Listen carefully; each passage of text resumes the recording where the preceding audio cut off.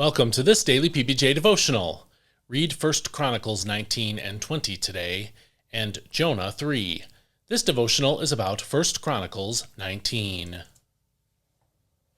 Sometime later, Nahash, king of the Ammonites, died and was succeeded by his son.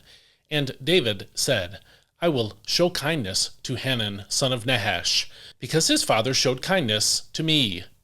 So David sent messengers to console Hanun concerning his father. But when David's servants arrived in the land of the Ammonites to console him, the princes of the Ammonites said to Hanun, Just because David has sent you comforters, do you really believe he is showing respect for your father? Have not his servants come to you to explore the land, spy it out, and overthrow it? So Hanun took David's servants, shaved their beards, cut off their garments at the hips, and sent them away. When someone came and told David about his men, he sent messengers to meet them, since the men had been thoroughly humiliated. The king told them, Stay in Jericho until your beards have grown back, and then return.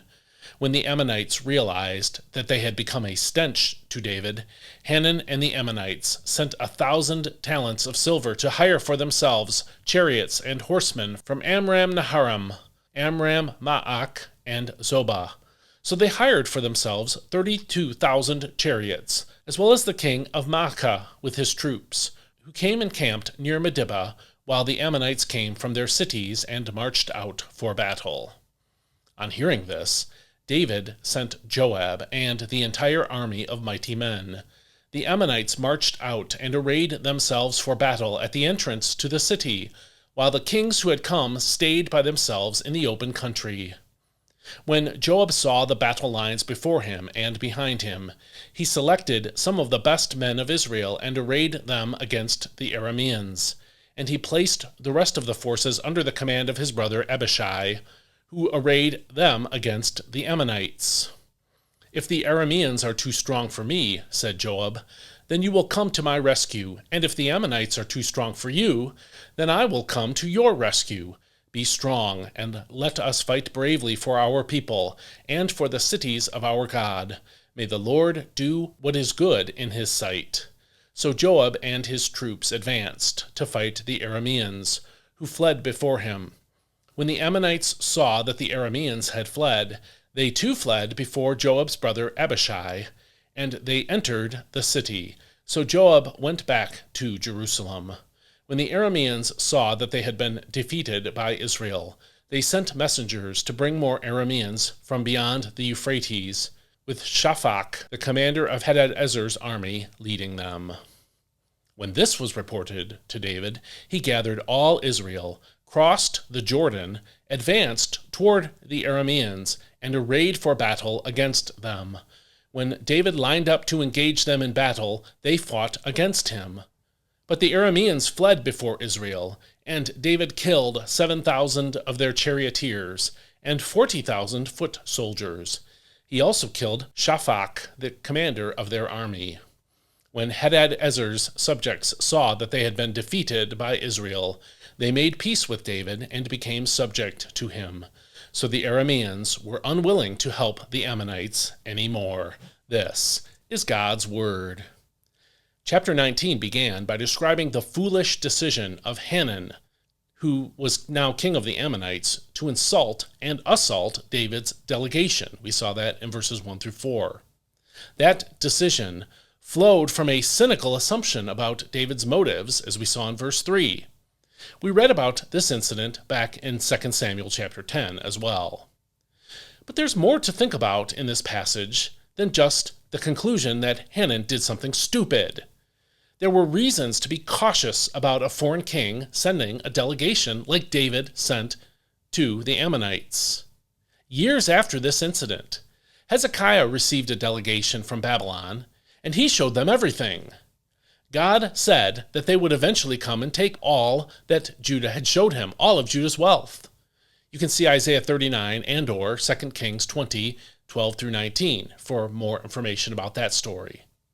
So Hanun could have been cautious toward the delegation David sent, but still open about an alliance between the two of them. Being open but cautious is a wise approach to many things in life.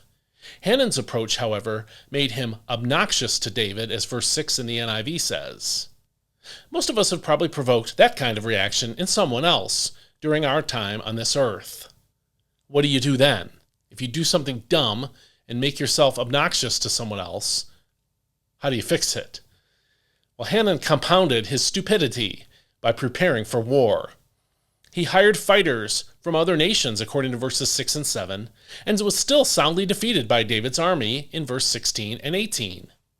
His cynical response to David was costly, but that cost was compounded by what he did after insulting David and his men. What should he have done instead? He should have admitted his stupidity to David and begged David for mercy. Proverbs 6, 1-5 counsels us to beg to be released if we foolishly guarantee someone else's loan. But the advice Solomon gave there is equally applicable here. Solomon wrote these words, "Do this, my son, to free yourself, since you have fallen into your neighbor's hands. Go to the point of exhaustion and give your neighbor no rest. Allow no sleep to your eyes, no slumber to your eyelids. Free yourself like a gazelle from the hand of the hunter." And again, that comes from Proverbs chapter 6, and those are the words of the NIV in verses 3-5. And what Solomon counsels there is, go and beg to be released or forgiven. We've all done stupid things that make us obnoxious to others. But how have you handled those situations after you realized how foolish you had been? Did you lie about the situation? Did you make excuses for your behavior? Did you try to shift the blame to someone else? Did you just try to avoid the person? Did you wage war, metaphorically of course, when you were ill-equipped to win? We should take ownership of our bad decisions and beg for mercy when we do things that are foolish. It's the right thing to do, first of all, and it's the wise thing to do as well. It is also a hard thing to do, because it will hurt your pride, but better a wounded pride than a dead army. So is there anyone out there who finds you obnoxious because of how you treated him or her? Humble yourself today and do everything you can to repair the situation. This is the wise course of action, and it's the one that pleases the Lord. Think about that today. Think about who you need to contact to repair a relationship, and I'll see you next time. May God bless you. Hope you have a great day today.